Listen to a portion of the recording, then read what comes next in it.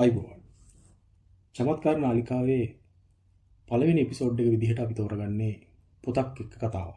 ඉතින් මම තෝරගන්නේ සුවිශේෂී පොතක්. සුවිශේෂී රචකයෙක්ගේ පොතක්.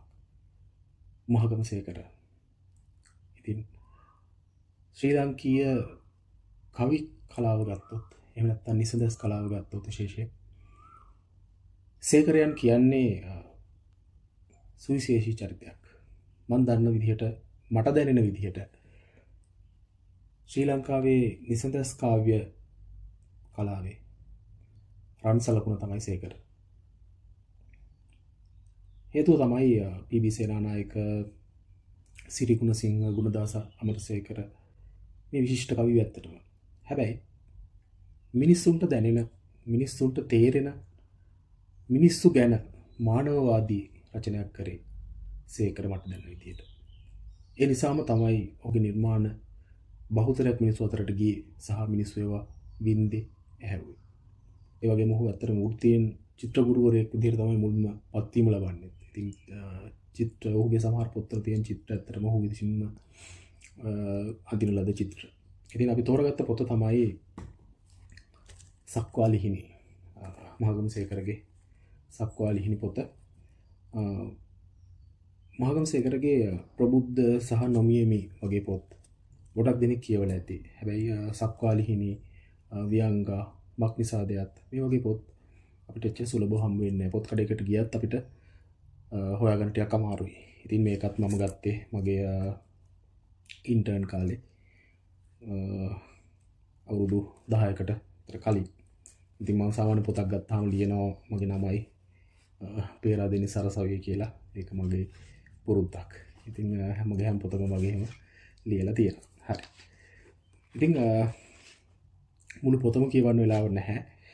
අපි පොතේ මට ඇත්තටම මතු කරන්න ඕන දේ තමයි සේකරගේ ව්‍යුත්පත්ති ගැන කතා දෙකක් නැහැ. නමුත් ඔහුගේ භාෂා භාවිතය වෙනම මානයක තියෙන දෙයක්. ඔහු ඒකයි මම හිතන්නේ ඇත්තටම ඔහු මානවවාදී කවියෙක් විදිහට ජනතාව අතරට යන්නට හේතු වුණෙත්. මුලින්ම මම තෝරගන්නවා සේකර හැම වෙලාවෙම ඔහුගේ ජීවන දර්ශනයක් තිබුණා. ඒක මේ කවිය ඇතුලේ හොඳින්ම තියෙනවා කියලා මට හිතෙන නිසා මම මේ කවිය මුලින්ම ඔබට කියනවා. මගේ කවියෙන් ඔබ දකින්න. ඔහුගේ සක්වාලිහිණි පොතේ පළවෙනි පිටුවෙන් පටන් ගන්න කවිය. මගේ කවියෙන් මානසය. අඳුරු අහස් කැබ කෙලවර රන්වන් පැහැයෙන් පායන පහන් තරුව දැක ගන්නට. ඒ බව දැන හෝ නොම දැන ඔබත් මමත් අපි හැමදෙන යමින් සිටිමු එක මතට. ඒ ගමනේ මට හමුවන ගල් පරුවත හෙල් ප්‍රපාත මට වාගේම ඔබ හැමටත් යම් දවසක හමුවනු ඇත. දෙපය බැඳෙන මල පුඩුවෙන් ඔබ යන මග ඇහැරි බොරුව ඉසින අයස මඩින් ගත කිලිකුණු තැවරි. කැට මුගුරින් පහර ලබා දුලබ අතින් පොළව බදා මා මෙන් ඔබ ඒ දවසේ අසරණ වී වැළපෙන විට. මා ලියූ කවි මට වාගෙම ඔබ හැමටත් පොදු වනු ඇත. සබදේ විට මගේ කවියේ මානුසයා ඔබ දකින්න. ඉතින් අපූර්ව ජීවන දර්ශනයක්. සබඳේ විට මගේ කවියේ මානුසයා ඔබ දකින්න. මා යන මග කටුපඳුරින් දෙපය බිඳී ගලන ලෙයින් කටු මග හැර නිසි මග දැන ඔබේ ගමන නිම කොට ඔබ අප සොයනා පහන් තරුව මට පළමුව දැකගතහොත් ඒ වෙනුවෙන් ඔබේ පයට ආසිරි මල් පිබිදෙනු ඇත. ඒ මල් තුල මා දකින්න. ඉතින් ඒ වගේ බොහොම කරුණාවර හදවතක් තිබුණ අපූර්ව කවියෙක් සේකර. ඉතින් සේකරව කියවලා නැත්තම් සේකරව කියවන්න හොයාගෙන හරි කියවන්න. විශේෂයෙන් ප්‍රබුද්ධ සහ නොමියෙමි විශිෂ්ට ගණයේ කාව්‍ය රචනාවක්. ඒ වර තනි කවි නෙවෙයි, දිකට තියෙන කවි විදිහට තියෙන. තාම මේ දේවල් කොහොමද හිතුවේ කියලා හිතෙන තරමට ඔහුගේ ව්‍යුත්පත්තිය, ඔහුගේ පරිකල්පන ශක්තිය හරිම විශේෂ තැනක තියෙන. ඉතින් ඒ වගේම ඔහු කවිවල විවිධ පරාසයන් වල මිනිස්සු ගැන ලිව්වා. ඉතින් දැන් මේ තවලම කියන කවියෙත් ඒ වගේ ජීවිතයේ තියෙන දුක තමයි තියෙන්නේ. හැබැයි දුකෙන් නතර වෙන්නේ නැතුව දුකේ තියෙන කාර්කශ බව, ඒ කැත මහන්සිය, කටුක බව මැකෙන විදිහට ඔහු තව පොඩි සුමට බවක් ඔහුගේ කවිය තුල අපි හැම කවියකම වගේ දකිනවා. ඔහු මුලින් දුක ගැන කියලා හැබැයි අවසානයේට බලාපොරොත්තුවක් එකතු කරන ස්වභාවයක් ඔහුගේ කවි බහුතරයක මට මුණ ගැහිලා තියෙනවා. ඉතින් තවලම කියන කවිය ඔහුගේ 3 වෙනි පිටුවේ එන කවියක්. ඔහු මෙහෙම කියනවා. සෙමෙන් සෙමෙන් පිටුපස්සෙන් ලුහු බැද එන මරු මග හැර ජීවිතයේ අඳුර මැදින් තවලම යන්නේ. ඒකට දැන් තවලම මේ යනකොට තවලම පිටිපස්සේ ගවයා ඉස්සරහට යනකොට තවලම පිටිපස්සෙන් කරත් එනවා වගේ. ඔහු අපූර්ව උපමාවක් කරනවා ජීවිතයට. ලුහු බැඳෙන සෙමෙන් සෙමෙන් පිටුපස්සේ ලුහු බැඳෙන මරු මග හැර. අපේ ජීවිත පිටුපස්සේ මරණය එනවා වගේ ගලාගෙන යන ජීවිතේ තමයි මේ තවලම කියන්නේ කියලා ඔහු මතක් කරලා දෙනවා. පතුලේ දැසේ මතුවන දිය බුබුලෙන් හා කඳුලෙන්. එතකොට අපේ පයේ කරකට දාලා එහෙන් කඳුළු ගල ගල තමයි මිනිස්සු මේ ජීවිකාව කරන්නේ. ඉතින් විතරයි මට මේක අතරේ තෙතක් ලැබෙන්නේ. ඉතින් මේ දුකින් තමයි මේ මිනිස්සු ජීවිතේ ජයගන්නේ කියන එක කවි පන්ති කීපයක් යටතේ කියාගෙන යනවා. අපි අන්තිමට ලස්සනට මෙන්න මෙහෙම තමන්ගේ පිය බඳ ගැනත් මෙහෙම සඳහන් කරනවා. මේ දුරු මග මා නිම කොට ජය ටැඹ වෙත පැමිණෙන විට ඒ ගමන උඩ තනියෙන් යන්න අවශ්‍ය නැහැ. ඉතින් ඔහු කියනවා ඒ තරු කැට දෙකට යටින් ඒ තරු කැට දෙකට මැදින් ඔබේ සිනා සඳවත මට පායා පන්නේ. ඉතින් කවදා හරි දිනන දවසට ඔයා මංගාව ඉන්න ඕනේ කියන එක තමයි ඔහු කියන්නේ. තව අපූර්ව කවියක් තියෙනවා. අපි ඉක්මනින් කියවගෙන යමු. මේකත් අපි හැමෝටම මේ ජීවිතේ පිටිපස්සේ දුවන මේ මහන්සි බර ජීවිතේ ගෙවන අපිටම ලියපු කවියක්. ඉතින් අතීතකාමී කියලා ඔයගොල්ලෝ අහලා ඇති. අපි හැමෝම කතා කරන්නේ අපි ගෙවුණු අතීතේ බොහොම සුන්දරයි, ලස්සනයි. කවුරු ගත්තත් අපි කියන්නේ අපිට තිබුණු ජීවිතය තමයි ලස්සනම. අපි කියන්නේ පේරාදෙණි කැම්පස් එකේ අපි හිටපු කාලේ තමයි හොඳම.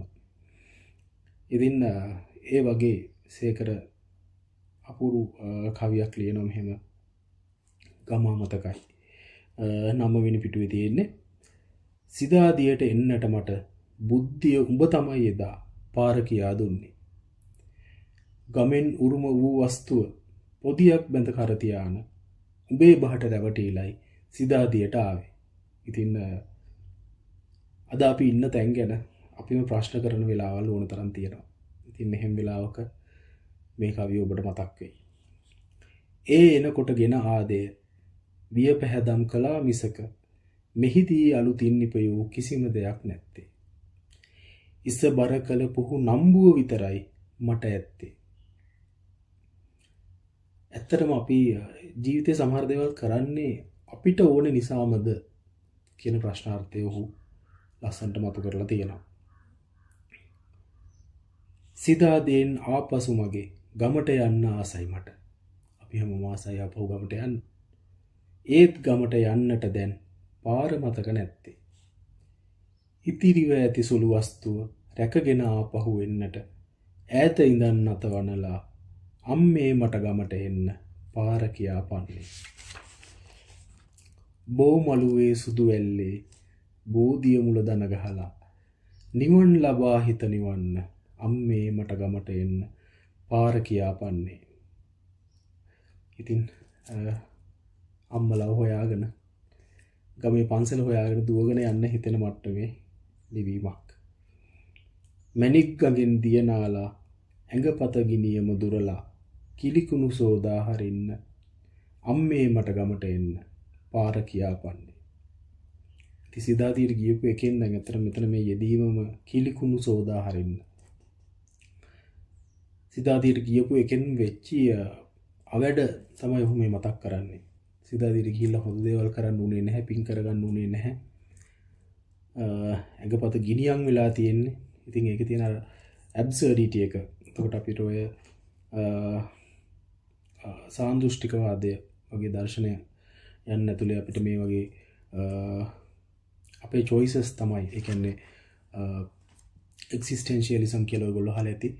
සාන්දෘෂ්ටිකවාදී කියලා සිංහලෙන් කියනවා. පෝල් සාර්ත්‍රේ, ඇල්බර්ට් කැමු, නීෂේ වගේ කට්ටිය තමයි ඔය දර්ශනවාදය ගෙනාවේ. ඒකදී කියනවා දැන් අපි ගන්න තීරණ තමයි අපිව අපේ ජීවිතේ බවට පත් කරන්නේ. දැන් පිහියක් අපි හැදුවොත් පිහිය හදන්නේ කපන්න. හැබැයි අපි ඉපදෙනකොට අපේ ජීවිතේට ඔබ මෙහෙම කෙනෙක් කියලා කොහෙවත් නීතියක්, නියමයක්, තීරණයක් නැහැ. ඉතින් අපි ගන්න තීරණ, අපි කරන දේවල් මත තමයි අපේ ජීවිතේ තීරණය වෙන්නේ. ඉතින් ඒ වගේ ඒ සංකල්පයත් මේ කවිය ඇතුළේ මට නිකන් මතක් වෙනවා. කවිය ඉවර කරනවා ඔහු මෙහෙම. වල් බිහි වී ගිය හේනේ වල් පැල උදුරා දමලා පැල ඉනි වැට තර කරලා අලුතින් බිජුවට ඉහලා රන් අස්වන් නෙලා ගන්න ඈත ඉඳන් නතවනලා අම්මේ මට ගමට එන්න පාර කියා පන්නේ. ඉතින් බොහොම අපූර්ව කවි පන්තියක්, බොහොම හිතට දැනෙන සහ ගැඹුරු දර්ශනයක් තියෙන කවි පන්තියක්. මම අවශ්‍ය නම් කියන්නේ මම මේක ආයෙත් කියවන්න උනත් සූදානම්. හරි. ඊළඟට ප්‍රේමය සහ ආදරය ගැන කවි ලියපු නැති කෙනෙක් නැති තරම්. කවියෝ හැමෝම ප්‍රේමය ආදරය ගැන කවි ලියනවා. ඉතින් ප්‍රේමයට ආදරයට වගේම විරහවට කවි ලියපු කවීන් අතර සේකරගේ කවි හරි වෙනස්. ඉතින් දැන් මේ කවිය බලන්නකෝ. ඊළඟට තියෙනවා වැස්ස කියන කවිය 11 වෙනි පිටුවේ. ඔහු වැස්සක් ගැන කතා කරන්නේ. හැබැයි ඒක ඇතුලේ ප්‍රේමය ගැන කතා වෙනවා. සඳ මඩල වසාගෙන කළු වලා කුළු ඇදිනි.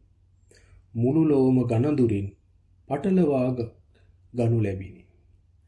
මම මගේ කුටිය තුල ඝන අඳුර මැද වැතිර. අතරමං වී හුනිමි සිහින සිතුවිලි අතර. සැඩ සුළං වැල් හමා අකුණු විදුලිය කොට. මහා වැහි වලාවක් හදිසියෙන් නැදහැලිනි. ඊට පස්සේ ඔහු කියනවා කාලයෙන් කාලයට පරපුරින් පරපුරට ලොව පැවති දාපටන් මෙතෙක් සුවහස් ගණන් පෙම්වතුන් විසින් ලූ උණු කඳුළු කැටි වලින් වැසි බින්දු ගොඩ ගැසී ගොඩ නැගී ඇතැයි මා හට සිතිනි. ඉතින් අපිටත් වැස්සක් දිහා බලාගෙන වැස්සක් කියලා හිතන්න පුළුවන්. හැබැයි සේකරට හිතෙනවා මේ වැස්සේ වහින්නේ කාලයක් තිස්සේ පරපුරවල් ගානේ අඬපු පෙම්වතුන්ගේ කඳුළු කියලා. ඒ වගේම ඔහු ලියනවා ඔන් සොවින් ලූ සුසුම් එකට එකතුව එයි මේ මහා කුණාටුව සෑදුනේ යයි සිතින්. ඔවුන් එක් මොහොතකදී පෑ සුමුදු සිනාරැලි යනෙන තැන් නැති හේයි අතරමං වී ගුවන විදුලියක් ලෙසින් දැන් ඇදී ඒ යයි සිතින්. ඉතින් බලන්න මේ පරිකල්පන ශක්තිය. විදුලිය කොටන්නේ පෙම්වතුන්ගේ සිනහවන් වලට යන්න තැනක් නැතුව ආපහු පොළොවට ඇදී ආපු නිසා. කුටිය තුල අඳුර මැද හුදකලාවේ වැතිර. සිහින සිතුවිලි අතරමං වී උනිමි. තනියම ඉන්න කෙනෙක් වෙන්න ඇති. ඉතින් කළුවලා ඇදී ගොස් කුණාටුව සංසිදී පෙර නොපැවති මහා අලුත් කල එළියකින් එවිට ලෝකය නැවත පුබුදුවන බව දනිමි. මම ඉස්සලත් කිව්වේ ඔහු කවියාට පාඨකයාට සහෘදයාට හැම වෙලාවෙම කවිය අන්තිමට ඉතුරු කරන බලාපොරොත්තුවක්. මේක ඉවරයි මේක දුකයි කියලා කියන්නේ නැතුව ඔහු කියනවා පෙර නොපැවති මහා අලුත් කල එළියකින් එවිට ලෝකය නැවත පුබුදුවන බව දනිමි. ඉතින් ඒ වගේ විශිෂ්ට කවියෙක් තමයි සේකර. ඉතින් කවියක් කියවලා බලමු. දැන් මේ කවිය අතර මම තෝරාගත්තේ ඔහුගේ භාෂා භාවිතය සහ මේ උපමා රූපක භාවිතය සහ මේ අපිට මේ දේවල් මවා ගන්න පුළුවන් මට්ටමට ලියලා තියෙන ආකාරය ඔබට පොඩ්ඩක් ඒත්තු ගන්නන්න. ජීවිතයේ මරණය කියන කවිය 18 වෙනි පිටුවේ තියෙන්නේ. සීතලව හිරි වැටෙන නිශ්චලව පන අදින මගේ දරදඩු සිරුර ඇඳේ බාවා තිබින මුරුගසන් වරුසාව මුරගසන හෙන හඬින කම්පිත වූ සැඩසුළඟ ගස් කොළන් අඹරවා කවුළුවෙන් ගෙටපනි ඉහ ඉද්දරින් තිබෙන දුබල පැටි පහන් සිල ජීවිතේ රැකගනුව ඒ සමග පොරබද පහන නිවෙන්න යන හැටි ගැන ඔහු කවියට එකතු කරන්නේ එහෙම. බිත්තියේ කළු අඳින භයංකර අඳුරු කැටි භූතවේස් ගෙන එයින ආවේශ වී නටයි. පහන් ආලෝකයේ එහෙම නැත්නම් ලාම්පු එළියක ඉඳපු මිනිස්සු දන්නවා පහනක එළියත් එක්ක බිත්ති වලට හෙවණැලි වැටිලා තියෙන විදිහ හුලකට ඒ හෙවණැලි හෙලවෙන විදිහ. ඉතින් මම ඉස්සලත් කිව්වා අපි අතීත කාමයට ගැන කතා කරනවා කියලා අපි අතීතය ගැන අපේ ජීවිතවල තමයි හොඳම දේවල් තිබුණේ කියලා අපි කතා කරන්න හරි කැමතියි. ඉතින් අපි පහන් ආලෝකයේ යටතේ පාඩම් කරලා තියෙනවා. ලාම්පු ආලෝකයේ යටතේ වොන් තරම් ඉඳලා තියෙනවා. ඉතින් එතකොට අපි දැකලා තියෙනවා ওই අපූර්ව මේ අඳුරු කැටි භූත වෙස්ගෙන බිත්තිවල රූ රටාවවන් හැටි අපි වුණ තරම් පහන් ආලෝකයට දැකලා තියෙනවා. ඉතින් මේව හරිම සුන්දර අත්දැකීම්.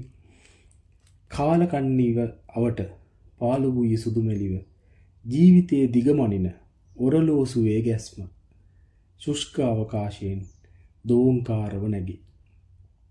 ඉතින් මේ කවිය ඔහු කොච්චර සුමට විදිහට සුකුම විදිහට හසුරවනවද කියන එක තමන්ගේ අරමුණට ළඟා වීමට කියන්නේ කවියේ උත්කර්ෂයට නගන්නට කලින් ඔහු වටේ තියෙන අනුභූතීන් ඔහු වටේ තියෙන සංකේත රූප කොපමණ භාවිතා කරලා තියෙනවද ඒකට එළඹෙන්න කියන එකට හොඳම උදාහරණයක් මේ කවිය.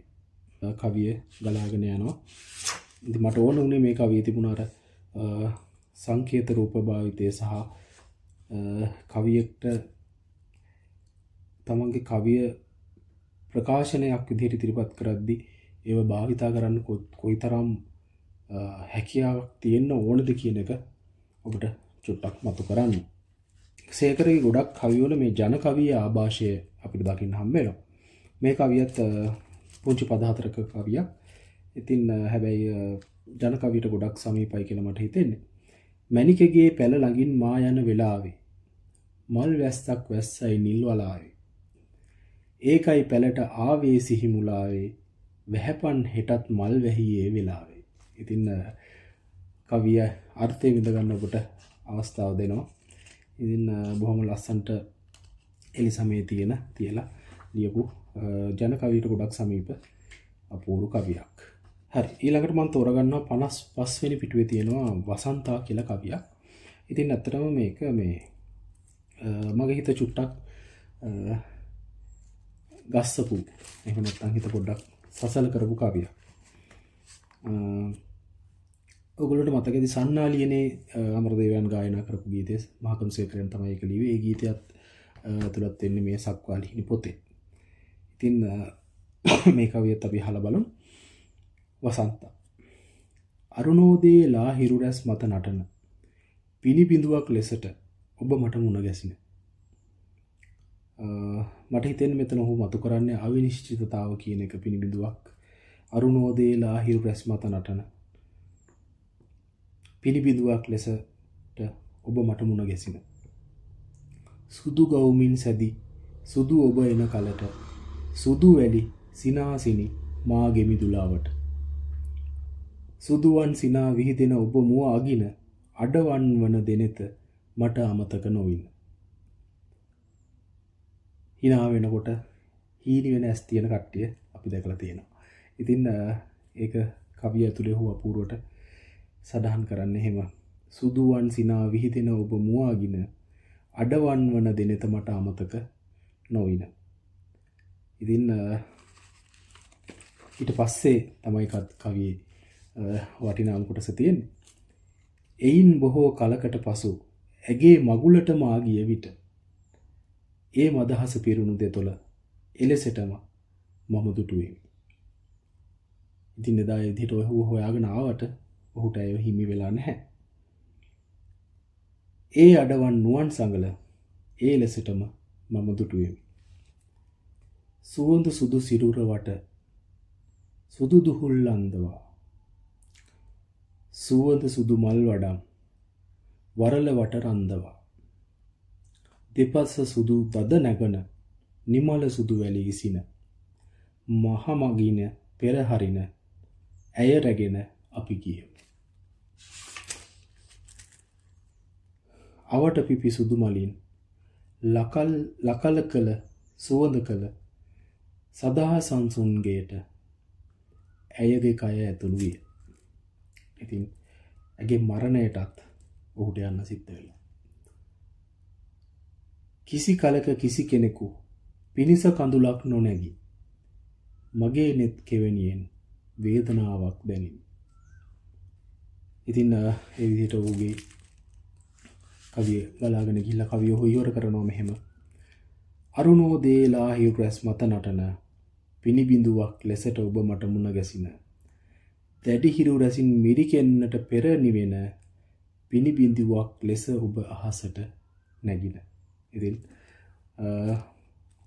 විරහව ගැන ඔහු ලියන්නේ මේ විදිහට. ඉතින් විරහව ගැන කොතකුත් කවි ලියවිලා ඇති. හැබැයි හදවත පහුරු ගන්න කවියක් මේක මගෙන.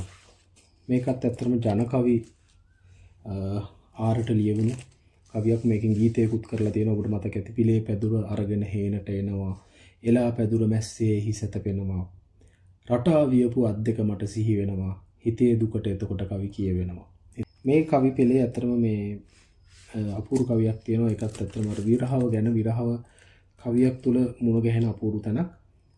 උඹේ කරට මල් මාලා ගොතන්නට මදුමල් පිපෙනවා හේනේ වැට දිගට උඹේ කටින් ගීසී පද අහන්නට තවමත් ගිරව් වෙනවා පෙර පුරුද්දට. ඉතින් බලන්න මේ ජන කවියේ ආభాෂය අරගෙන ඔහු මේ ලියලා තියෙන කවිය ඉතා සරල අනුභූතියක්. හැබැයි හිතට ඒ භාවයන් මතු කරන්න කොච්චර සමත්ද. උඹේ කරට මල් මාලා ගොතන්නට මදුමල් පිපෙනවා හේනේ වැට දිගට උඹේ කටින් ගීසී පද අහන්නට තවමත් ගිරව් එනවා පෙර පුරුද්දට අනේ ගිරවුනේ මා බස අසාපන් නගා සිටින තැන කොතරද කියාපන් පැලේ තනිව මා ඉඳිතයි කියාපන් හිතේ දුකට නිදි නැතුවා කියාපන්. බොහොම අපූරු වචන, බොහොම අපූරු පද සංකල්පනා, බොහොම අපූරු මානව සම්බන්ධතා ගැන ලියපු කවියෙක් මට මේ තරම් තවත් තැනක හමු වෙන්නේ නැහැ. ඉතින් කවි අනුභූතියන් එහෙම නැත්නම් කවි වලට නිමිති හොයද්දී අපිට සුලභව හම් වෙන නිමිති තමයි තාමත් අපි කවි වල ලියන්නේ. හැබැයි සේකර එහෙම දැන් අතික්‍රමණය කරපු මිනිස්සෙක්, රැඩිකල් වාදී කවියෙක්. ඔහු මිනිස්සු කවි ලියන්නේ නැති තැන් ගැන කවි ලියනවා. ඉතින් මේ කවිය ඒකට ඉතාම හොඳ උදාහරණයක්. ඔහු ලියනවා කවියක් කනත්ත ගැන. 88 වෙනි පිටුවේ තියෙන්නේ ඔහු කනත්ත ගැන ලියපු කවිය. සුදු පාට හඳ එළිය කනත්තට පායලා වල දැමුණු සොඳුරියක වල මතින් පැන නැගුණු රන් පැහැතියක් බඹරු රොදක් පාට පෑලවිය සඳ නැගෙයි සොහොන් කොත් මතු පිටි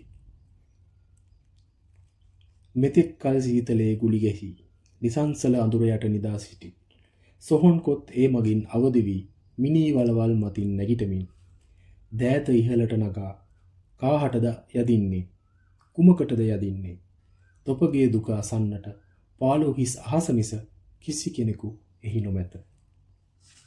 ඉතින් මේ විදිහට ඔහු අපූර්වට සොහොන් ගැන කවිය ලියනවා. කවිය අවසන් කරනවා. සුවඳ ලිය මඩුළු යට සමුදු තන යහන් මත නිමල් සඳ කැන් පියලි එකින් එක වැටෙන විට ඒ එපිට සක්වලෙහි නිසල සංසුන් සුවය පොදුව තොප අප හැමට ඒ බිමෙන් ලැබෙනු ඇත. ඉතින් ජීවන යථාර්ථයක්, ජීවන දර්ශනයක් තමයි ඔහු කවියේ අන්තිමට මතු කරන්නේ. හැබැයි ඒක දක්වාහු කවිය ගොඩනගපු විදිහ ඊටාම ආශ්චර්යමත්. ඉතින් මුදුමොලොක් කවියක් මම අපේ එපිසෝඩ් එකේ අන්තිමට තෝරගන්නවා. මේක මම බොහොම ආස කවියක්. ඉහළ වෙලේ ඉස්මත්තේ දිය හබරල මල්ගොල්ලේ නීල වරල ළමෙද හෙලාලා බිමට නැමී ඔය කවුදෝ පලා නෙලන්නේ නීල නුවන් දෑලවරින් වැස්ස වසින්නේ පහළ වෙලේ පුරන් වෙලා වල් බිහි වී ගිය කුඹුරේ මම තනියම කාන්සියෙන් කුඹුර කොටනවා ඈත ඉන්න උඹේ මූණ හිතේ ඇඳෙනවා නව වැස්සට වැව පිරීලා කෙකටිය මල් උඩ ඇදිලා ඒ අතටයි මේ අතටයි නැමී වැනෙනවා ඒ වතුරෙන් වෙලසරු වී ගොයම පැහෙනවා නීල ගොයම කිරි වැදිලා රන්නස්වන් නෙලන දාට නගෝ අපට ඇඹුල අරන් වෙලට වරෙන්නේ කෙකටිය මල් සුද තවරා නුඹේ සිනා කිරි උතුරා නගෝ අපට ඇඹුල අරන් වෙලට වරෙන්නේ. ඉතින් කෙකටිය මල් කියන කවි පන්තිය 94 වෙනි පිටුවේ තමයි මේ කවිය අඩංගු වෙන්නේ. වෙලාව අරගෙන කියවලා බලන්න ඕනේ. දිගට යන කවි ගොඩක් තියෙනවා. ඒවා තනියෙන් කියවන්න එකක් ගන්න කියවන්න වෙලාවක් නෙමෙයි මේකේ තියෙන. නමුත් පුළුවන් නම් හොයාගෙන කියවන්න. ඊටාම අපූර්ව කවි ගණනාවක්. කවි ලියන්න ඉගෙන ගන්න කට්ටියට සහ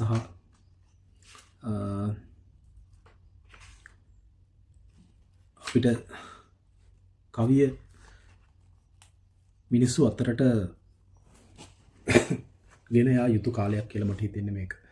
හේතුව තමයි ඒ සහකම්පනය මිනිසුන්ගෙන් ගිලිහිලා ගිහිල්ලා මේ ජීවන තරගයත් එක්ක මේ පාරිභෝගික සමාජ ක්‍රමයත් එක්ක අපිට අපිව මග හැරිලා කියලා මට හිතෙනවා.